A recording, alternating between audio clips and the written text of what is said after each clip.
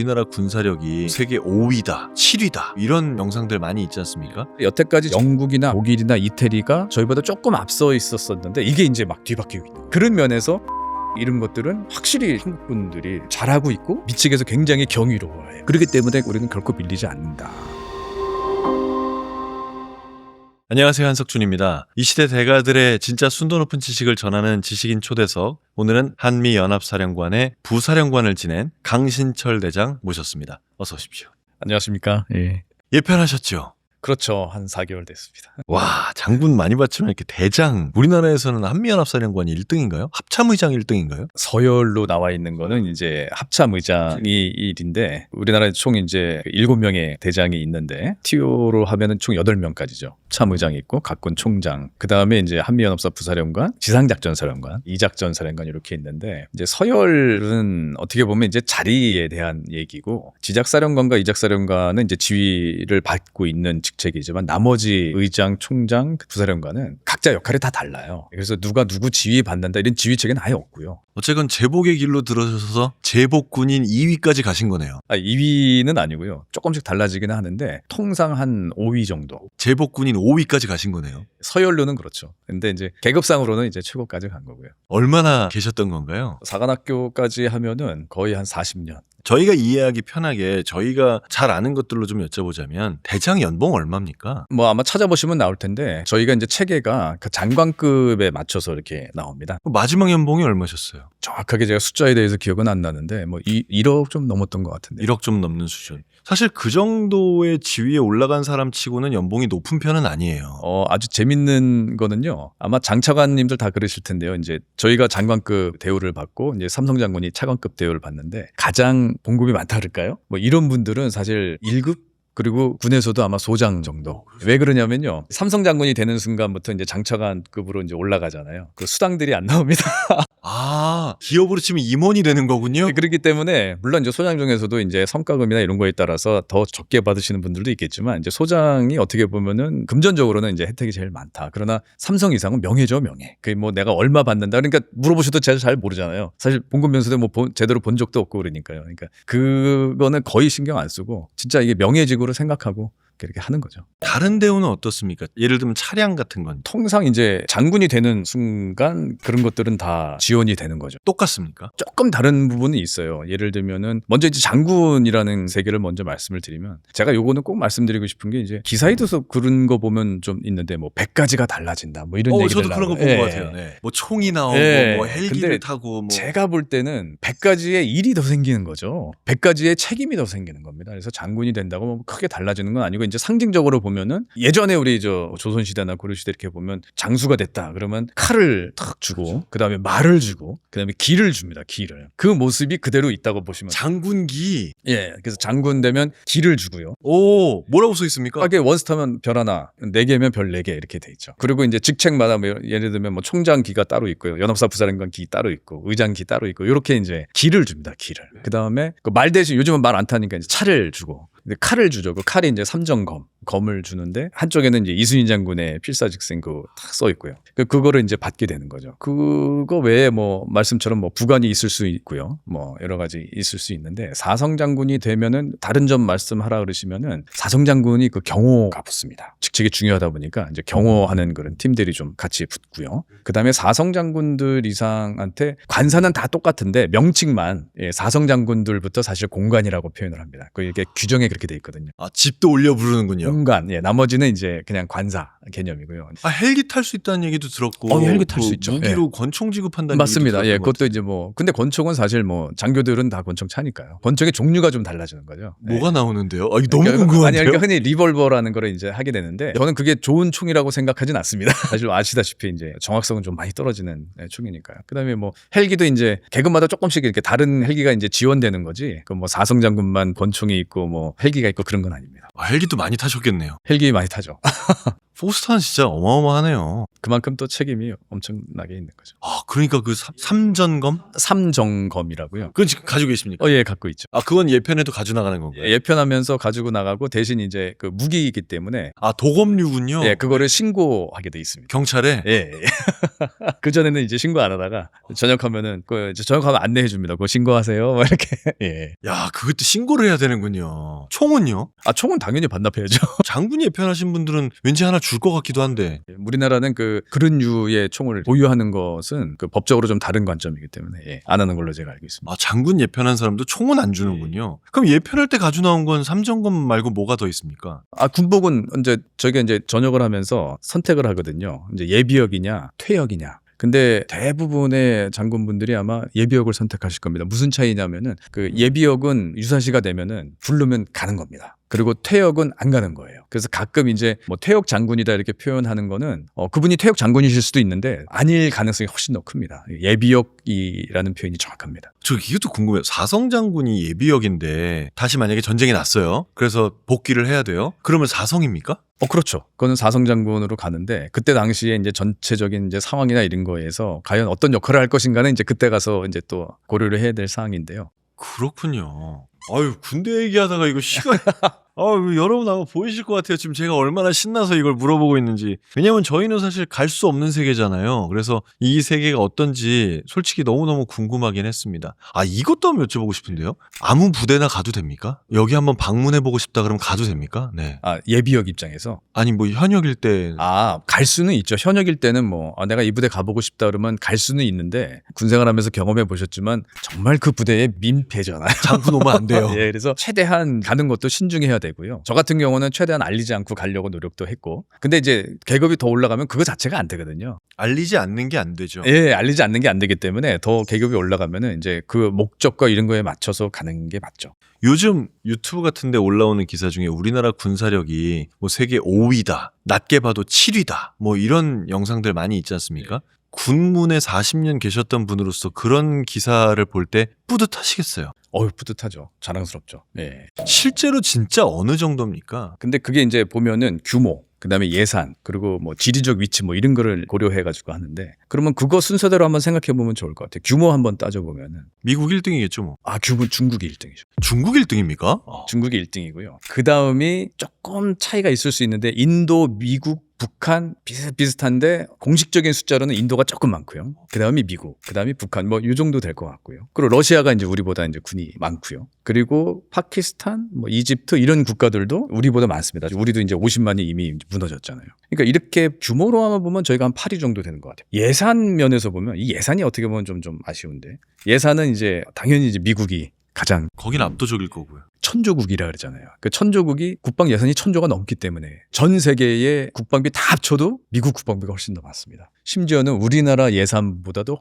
훨씬 더 많고요. 그 다음이 이제 중국이 쫓아가고 있는데 격차가 많습니다. 중국이 한 300조 정도. 그 다음이 이제 영국, 그 다음이 뭐 인도 100조 좀 안 되고요. 그리고 의외로 이제 많은 나라들이 저희들보다 앞서 있는데요. 뭐 독일이나 프랑스나 일본도 저희보다 앞서 있고요. 러시아도 앞서 있고 사우디아라비아도 저희가 앞서 있어요. 그렇게 보면은 저희가 한 10위 정도 되는 거거든요. 요 두 가지 이렇게 보면은 규모든 예산이든 앞선 나라들이 딱 나오잖아요. 일단 미국 앞서 있고요. 중국 앞서 있고 인도도 앞서 있고 러시아가 앞서 있죠. 요렇게만 봐도 이제 5위라고 할 수 있는데 근데 사실 이것만 보면 안 되고 이제 그 기술력이나 장비의 성능 이런 것도 봐야 되잖아요. 그거는 어떤 지수를 보기 어려우니까 방산 수출로 이제 예를 든자면은 여태까지 저희가 영국이나 독일이나 이태리가 저희보다 조금 앞서 있었었는데 이게 이제 막 뒤바뀌고 있는 거죠. 우리가 방산에 대해서 K방산에 대해서 엄청나게. 그래서 지금 규모나 예산이나 기술이나 이런 거 보면은 얼추 이제 5, 6위 정도 할 수 있다라고 보는데 사실 요거 플러스해서 중요한 게 정보력이랑 지휘 통제를 할 수 있는 체계예요. 정보력이 정말 중요합니다. 이번에 그 앱솔루트 리졸브 해가지고 그거에 뭐 정치적인 이유 다 떠나서 그 작전만 그대로 보면요.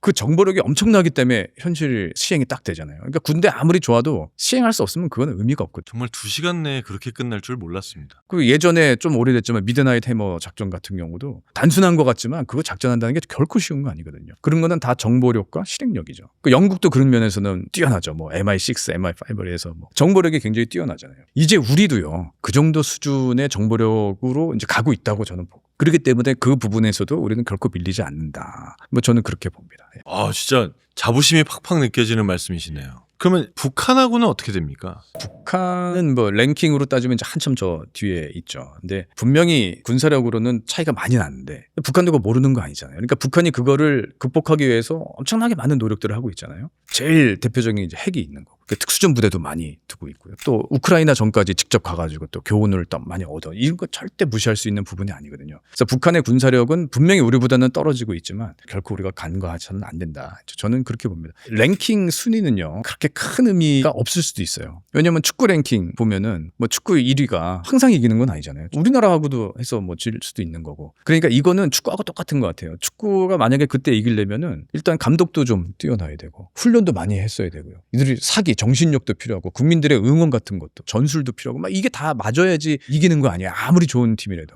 똑같습니다. 전쟁도. 그렇기 때문에 우리들이 이거를 어떻게 해줄 수 있느냐. 이거는요 결국 문화예요. 표현이 좀 어색하실 수도 있는데요. 앞으로 전쟁을 예방하거나 전쟁에서 승리할 수 있는 힘은 문화입니다. 문화. 제가 바이마르를 간 적이 있어요. 네, 괴테 때문에 좀 갔었는데요. 괴테 그러면 뭐 정말 부러울 게 없는 사람이었죠. 총리까지도 하고 또 자기 하고 싶은 연구 과학적인 거 많이 하고 그랬었거든요. 근데 괴테가 전쟁도 해봅니다. 첫째는 이제 프랑스 혁명군이랑 전쟁을 한번 해요. 바이마르 군의 입장에서. 당연히 지겠죠. 그때 이제 당시 나폴레옹이 등장했으니까. 그리고 그 바이에른 왕이 계승 전에 또 이제 참모로 가가지고 그 전체를 좀 책임지는 총리니까요. 근데 이거를 해보면서 이 괴테가 자기 모든 걸 다 해봤는데 다 잘 됐는데 잘 안 된 게 전쟁인 거예요. 그래서 괴테가 젊은 베르테르의 슬픔은 20대에 써가지고 엄청나게 인기를 끌었잖아요. 파우스트는 몇십 년을 씁니다. 80이 넘어서까지 쓰다가 죽기 전에 다시 그거를 꺼내서 다시 한 장을 더 넣어요. 그 막이 전쟁이라는 주제입니다. 전쟁. 그러니까 자기가 해보니까 정말 안 되는 거 이게 전쟁이더라. 근데 그게 인생이라는 거죠. 그러면서 뭐라고 썼냐면은 나는 늘 군인으로서 갑옷을 입었다. 그런데 이제 더 높은 목적을 위해서 내가 갑옷을 입겠다. 이런 표현을 써요. 그게 어떻게 보면은 프로이센 또는 독일 사람들의 어떤 문화였던 거죠. 내가 꼭 군복을 입지 않더라도 더 높은 목적을 가지고 내가 갑옷을 입겠다. 승리를 위한 문화를 충분히 흡수하겠다는 거죠. 그러니까 결국 그렇게 프로이센 또 나가서 독일까지 굉장히 성장할 수 있는 국가가 될 수 있었던 거거든요. 그래서 이것을 우리가 이제 문화의 힘이라고 저는 표현을 했는데 정말 전쟁으로 승리할 수 있게끔 그렇게 끌어들일 수 있는 우리의 문화가 있어줘야 된다. 저는 그걸 좀 강조드리고 싶습니다. 그 일을 위해서 또 많은 일을 하셔야겠네요. 앞으로 기회가 되면은 일단 군사력을 항상 얘기를 할 때 제일 그 부분에서 고려해야 될 점은 그러면 주한미군이 없이도 우리가 북한으로부터의 방어가 될 것이냐, 북한이 딴 생각하지 않게 억제를 할 수 있을 것이냐, 이 부분이거든요. 그거는 어떻게 보시나요? 결론적으로 말씀을 드리면 이제 주한미군이 없어도 우리 자체적으로 억제도 할 수 있고 지켜낼 수도 있고 준비태세도 되어 있죠. 그런데 이거는 혼자 한다는 건 사실 현명한 판단은 아닌 것 같습니다. 현명한 선택도 아니고요. 동맹이란 게 그래서 필요한 거거든요. 심지어는 1위 국가인 미국도 혼자 하려고 하지 않거든요. 더군다나 현대전에서는요. 많은 국가가 이렇게 협력을 해가지고 해야 되는 부분이거든요. 그래서 그거는 제가 간단하게 말씀을 드리면 혼자 할 수 있어도 같이 해줘야 된다. 그것이 올바른 선택이다. 그러나 혼자 할 수 있는 힘은 키워놔야 된다. 이게 저는 올바른 선택이고 올바른 방향이라고 보고요. 우리 군이 지금 그렇게 가고 있죠. 우리 단독으로도 억제할 수 있지만 뭐하러 그러냐. 우리 편이 있는데. 제가 손자를 인용을 잘 안 하는데 거기 이제 전체적으로 흐르는 생각이 이제 전승, 그러니까 온전하게 이겨야 된다. 그리고 부전승, 싸우지 않고도 이겨야 된다. 이런 거를 생각한다면 정말 동맹은 필요한 것이죠. 혼자 하겠다는 거는 결코 좋은 전략적 선택이 아닙니다. 그러면 반대로 우리 한국군이 가지고 있는 눈에 보이지 않는 강점이라면 어떤 겁니까? 글쎄요, 눈에 보이지 않는, 그러니까 물리적이지 않고. 그러면 아까 제가 이제 말씀드렸던 뭐 정보라든지 또 지휘 통제 능력이 굉장히 중요하거든요. 이제 이런 거를 꼽아서 말씀드릴 수 있을 것 같은데 저는 전혀 다른 관점에서 저는 자유라고 봅니다. 자유라는 가치. 이게 되게 역설적인 것 같은데요. 존 스튜어트 밀의 자유롯 있잖아요. 남의 자유를 방해하지 않는 한 나한테 온전한 자유가 주어져야 된다는 주장이거든요. 근데 이거를 사실 군 작전에 그대로 적용을 하고 있습니다. 교리도 그렇고요. 이걸 이제 군대 용어로 임무형주의라 그러거든요. 기억을 혹시 잘 되살려 보시면 명령을 줄 때요. 적이 고지를 점령해 이렇게 주질 않습니다. 임무형주의는. 공격을 하는데 예를 들면 저쪽 가서 무슨 지원을 해줘? 아니면 어느 지역을 이렇게 확보를 해야 돼? 아니면 거기에서 어느 부대가 초월하는데 지원해줘야 돼? 이런 임무를 줍니다. 그러면은 그 임무를 받은 하급 지휘관은 그 안에서 내가 이 임무를 수행하려면 요 목표를 내가 확보해야겠네. 그 목표를 선정해요. 그 자유가 있어요. 그리고 그 임무를 수행하는 방법을 선정할 자유가 저한테 있어요. 하급 지휘관들한테. 그걸 허용해 주는 거예요. 그리고 상급 지휘관은 그 인원의 생각이 제대로 됐는지 확인해주고 토의해주고 맞다면은 지원해주는 거예요. 그래서 그거를 허용할 수 있는 문화가 있는 거죠. 그래서 우리는 군대가 자유와는 굉장히 멀어진 집단이라고 생각을 하는데 군의 자유는 굉장히 중요합니다. 그래서 자유로운 기동, 미치게 얘기하는 것도 뭐 항해의 자유 이런 얘기 많이 하잖아요. 이게 군내에 있어서 이 자유롭게 기동할 수 있다는 것은 엄청나게 중요한 부분이거든요. 그래서 이 자유라는 가치를 우리 군이 지향하고 있고 그대로 되는 경우는 쉽지 않아요. 이게 자유라는 게 쉽지 않은데 그거를 저희가 어느 정도 추구하고 있기 때문에 사실 전쟁이나 전투에 임했을 때 훨씬 더 명확한 성과를 낼 수 있어요. 지금 그렇지 않은 국가에서는 굉장히 경직돼 있거든요. 이 경직돼 있다는 거는 전투에 있어서 굉장히 위험합니다. 상황이 바뀌고 있는데 기존의 거에 딱 고착이 돼 있는 거죠. 그래서 이 자유라는 것이 얼마나 중요한 가치이냐, 그리고 이것이 우리가 작전하는 데까지 어떤 영향을 미치고 있느냐. 그래서 이게 저는 전혀 다른 관점에서 보면은 북한에 비해서 굉장히 큰 장점이다. 저는 그렇게 생각을 합니다. 이 부분은 어디에도 드러나지 않는 거지만 아주 장점이라고 볼 수 있는 거네요. 이제 군생활 해보셨으니까 느끼실 네네. 거예요. 우리 용사들이 정말 스마트하거든요. 이 용사들이 그런 임무만 가지면은 이거를 달성해내고자 하는 방법을 자유롭게 찾아가면서 그거를 자유롭게 구성해 날 수 있는, 그리고 위에서는 그걸 지원해주는, 이게 엄청난 힘을 발휘할 수 있다는 거죠. 군 생활하시면서 아무래도 동맹국인 미국의 군대와 많은 작전을 함께 하셨을 거 아닙니까? 그럴 때 혹시 미국의 관계자들로부터 한국군 니네는 진짜 이거 하나는 참 뛰어나다라고 찬사를 받은 적이 있습니까? 이것도 좀 의외의 답이 될 수도 있는데요. 의외로 기획, 계획, 그리고 업무 추진력 이런 것들에 대해서 미측에서 굉장히 경이로워해요. 많은 분들이 이제 우려하는 게 우리 작전 기획 능력이 없다 막 그러는데요. 지금 후배들의 능력은 대단합니다. 그리고 계획은요, 사실 한국 DNA상에 그런 게 있는 것 같은데 굉장히 창의적이고 무엇인가 하면 굉장히 열심히 하면서 그걸 꼼꼼하게 해가지고 뭔가 만들어내는 거 있습니다. 정말 잘하잖아요. 그게 군대에서도 똑같아요. 똑같이 제가 이렇게 임무를 줘보면요, 정말 우린 한국군 장교들이나 한국군들이요, 그 계획하는 거 정말 잘합니다. 그리고 그거를 또 해보자 그러면 추진하는 거, 이것도 엄청나게 잘하죠. 근데 미군들은 그 능력이 떨어지는 게 아니라요, 아마 문화의 차이인 것 같아요. 그런 면에서 기획이나 계획 이런 것들은 확실히 이제 한국군들이 지금 잘하고 있고, 업무 추진력 이런 거는 우리는 그 속도에 굉장히 민감한 문화잖아요. 이거는 비교도 안 됩니다. 그렇죠. 많은 기억들이 떠오르네요.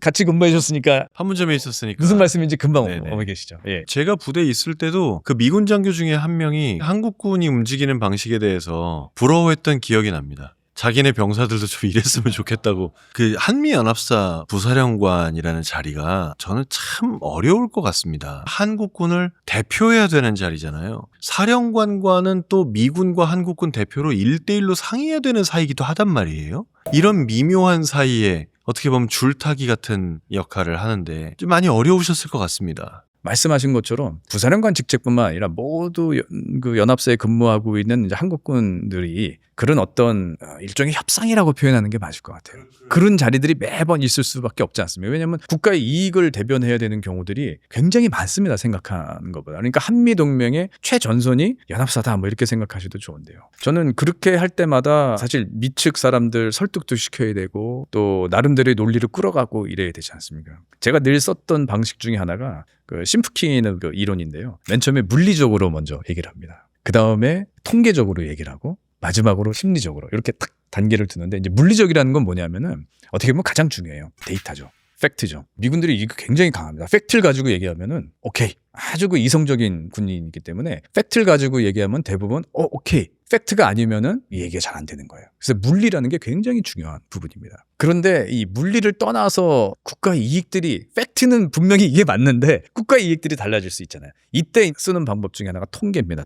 통계는 결국 역사거든요. 제가 가장 많이 썼던 것 중에 하나가 이제 펠로폰네소스 전쟁사를 많이 이용합니다. 왜냐하면은 미국은 그 연관 장교 이상이 되면 다 그거를 가지고 공부를 여러 번 해요. 거기는 기본 교재 같은 거죠. 예. 저도 이제 육군대 총장을 할 때는 한국군 장교들한테도 이제 펠로폰네소스 전쟁사를 읽고 공부하고 토의하고 이렇게 만들었었는데요. 그러니까 그거를 딱 인용을 하면은 본인들도 알고 있으니까. 근데 역사에서 이랬어라는 거에 대해서 굉장한 큰 공감을 가지고 있습니다. 특히 이제 펠로폰네소스 전쟁은 이 동맹들에 대한 이야기거든요. 그래서 거기에 나오는 것들을 딱 인용해가지고 탁탁탁 던져주면은 야 예전에 아테네와 스파르타가 이랬잖아, 코린토가 이랬잖아. 그러면 그렇지. 왜 본인도 알고 있으면서 이 친구가 어떻게 알았지? 그래 맞아. 그런 점에서 살짝 본인들의 이제 의견들을 저쪽으로 이제 끌어올 수 있는 게 있는 거죠. 이것도 안 될 경우가 있잖아요. 마지막으로 이제 심리입니다.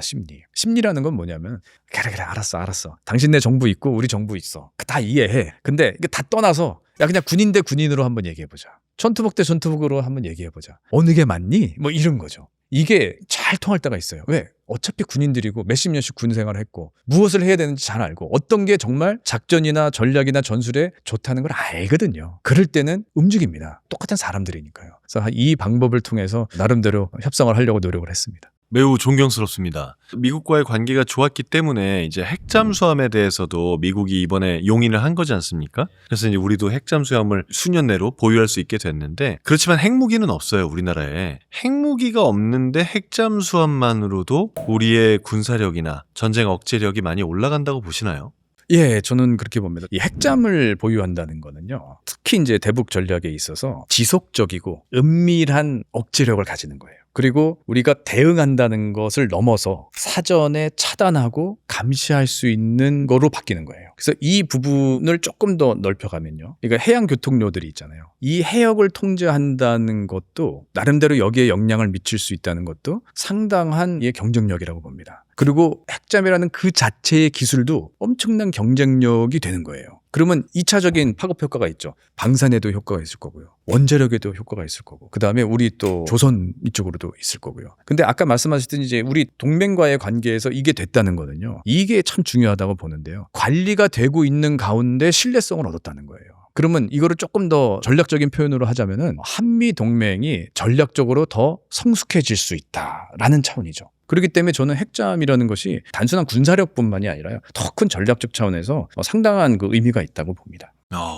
핵잠수함 하나로 그런 의미까지도 볼 수가 있는 거군요. 그러니까 뭐 단순하게 군사적으로만 보면은 여러 가지 이야기들이 나올 수 있는데, 저는 모든 거를 좀 전략적으로 좀 봐야 된다고 봐요. 이게 주변국에는 이런 메시지가 있는 거예요. 이 한반도의 안보를 주변 강대국이 규정하는 게 아니라요, 우리 스스로 한반도의 안보를 규정할 수 있다는 거죠. 물론 뭐 핵잠 하나 가지고 그게 되겠느냐 뭐 이렇게 생각하실 수도 있는데, 그 길로 가는데 굉장히 큰 도움이 될 수 있는 게 핵잠이다. 자, 그러면 대장님 리더십이나 철학에 관한 질문을 좀 드려보고 싶은데요. 혹시 온라인 커뮤니티에 대장님 미담 있는 거 알고 계십니까? 저희 애들이 이렇게 저는 뭐 잘 보진 않는 스타일인데 알려는 줘서 어떤 것들이 있다는 정도는 알고 있습니다. 어떤 얘기가 있던가요? 그러니까 뭐 주로 제가 이제 지휘관 할 때 저와 함께 했던 용사들 그때의 일들을 많이 써주는 것 같아요. 그래서 참 고맙더라고요. 기억도 안 났던 것도 있습니까?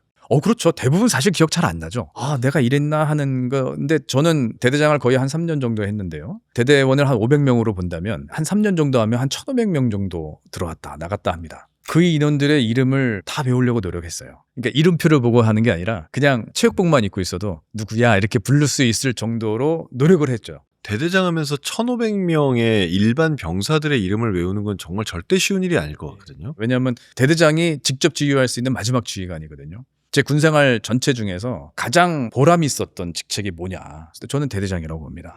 그래서 제일 중요한 자리가 또 대대장이라고 봐요. 그래서 그게 이제 마지막으로 우리 용사들과 직접 할 수 있는 자리거든요. 근데 그 부분들에 있어서 저는 이 용사들과 함께 먹고 자고 뛰면서 작전을 같이 하고, 내가 너와 함께 하고 있어, 너의 의견을 들어주고 있어, 뭐 이런 부분들의 메시지를 계속 던져줬고요. 저는 사랑으로 싸우면 이긴다라는 노자의 말을 되게 좋아합니다. 참 철학적인 얘기죠. 근데 얘기 들어보면 정말 맞는 게요. 그러니까 부하를 사랑하고 그 부하가 상관을 사랑하고 동료를 사랑하고 국가를 사랑하는 그 부대는 질 수 없다는 거예요. 사랑으로서 싸우면 이긴다는 거죠. 근데 저는 그걸 실천해보고 싶었던 거예요. 내가 정말 사랑한다면 우리 부대는 싸워서 이길 수 있다. 이거 되겠더라고요. 그래서 저는 그거를 이제 어떻게 보면 성취해냈다. 뭐 저는 그런 생각도 좀 합니다. 네. 어디 계셨나요, 대대장 때? 대대장은 저거 7사단 그 전방에서 있었습니다. 가뜩이나 전방부대들은 사병들이 몸이 많이 힘들 텐데 그때도 대대장님을 기억하면서 이런 말들을 남겼습니다. 육군에 다시 없을 명장이다. 모두에게 존경받던 덕장이다. 일개 병사들에게도 번호 알려주면서 힘들 때 연락하라고 하시던 분이다. 연락 오나요? 예, 뭐 소대장, 중대장, 대대장 할 때 있었던 인원들, 뭐 연대장 할 때도 마찬가지고, 옵니다. 예. 아, 그래요? 요새도 만나고 그러십니까, 그러면? 만남도 있고요. 전화로도 연락하고, 뭐 전역하니까 또 뭐 여기까지 좀 찾아와준 그런 전우들도 있고 그랬습니다. 참 어떻게 군 생활하셨는지가 궁금할 정도입니다. 군대 경우에 사실 지휘관의 판단에 따라서 전쟁 중엔 당연한 거지만 평시에도 뭐 훈련할 때라도 지휘관의 판단 하나 때문에 병사들이 다치기도 하고 일을 굉장히 성공적으로 잘 해내기도 하고 그렇지 않습니까? 40년 군 생활 가운데 가장 무거웠던 결정의 순간이 있으셨나요? 여러 가지가 이제 떠오르는데 한 가지 말씀하시니까 딱 떠오르는 게 있는데 그 얘기가 너무 길어지니까 전후 사정 다 빼고요. 제가 지뢰지대에 봉착을 한 거예요. 대대장인데 뒤에 수백 명이 있는데 근데 눈이 너무 많이 와가지고 이게 안 보이는 거예요. 그런 상황에서 방법이 없잖아요. 그래서 제가 제일 앞으로 툭툭툭 나와가지고 야 이제부터 눈이 왔으니까요. 내가 지나간 발자국만 밟아라. 나하고 좀 떨어져서. 그리고 제가 이제 뚜벅뚜벅 계속 걸어 나오는데 몇 미터 안 됐지만 와 그 순간 너무너무 막 진땀도 나고 정말 어려운 결정이죠. 그럼요. 얼마나 무서워요. 예. 무섭다기보다도 이 인원들을 다 무사히 데려 나올 수 있을까 하는 거죠. 그게 제일 무서운 거죠. 뭐 다치고 뭐 이런 생각보다도 그러니까 만약에 내가 밟으면 나는 다치는 건데 얘들은 못 나가는 거잖아요. 다행히 어떤 직관 뭐 이런 게 있어서 그런지 잘 빠져나왔던 기억이 나는데 갑자기 그 생각이 나네요. 예. 대단하십니다. 아니 뭐 누구든 어느 지휘관이든 그때가 되면은 그렇게 할 겁니다. 혹시 그때 이 결정이 잘못된 거일 수도 있다라는 그런 공포심은 없었습니까? 그런 공포심은 없었는데요. 오히려 제가 나가서 뭐 저만 다치면 되고 또 어떻게 해서든 또 끌고 나오겠지 그런 마음이 있었는데 그거 외에 국가적인 중요한 결정들을 할 때가 있어요. 예를 들면 뭐 방산 수출과 국제 관계가 막 얽혀 있을 때 북한의 상황이 있는데 여기에 얼마만큼 내가 대응을 해야 되느냐 우리 군이 이런 수위를 결정할 때 그런 거에 정말 이 무거움을 느끼죠. 아 이거 내가 잘못 결정하면 이 국가 전체가 막 흔들릴 수 있잖아요.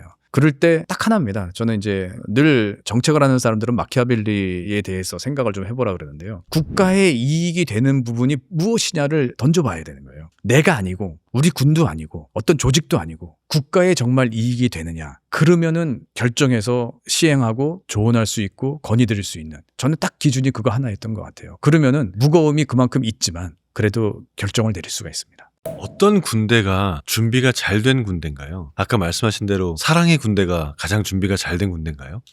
그거는 이제 가기 위한 방법이고요. 가장 준비가 잘 된 군대라 그러면은 저는 축적된 힘이 있는 군대라고 봅니다. 그래서 아까 말씀드렸듯이 Absolute Reserve 그 작전도 제가 아까 계획 우리나라 잘한다 그랬잖아요. 그리고 추진력도 우리나라 있죠. 그런데 미군들처럼 그렇게 임무를 딱 받았을 때 그거를 수행해낼 수 있는 군대 많지 않습니다. 이거는요. 축적의 힘에서 나오는 거예요.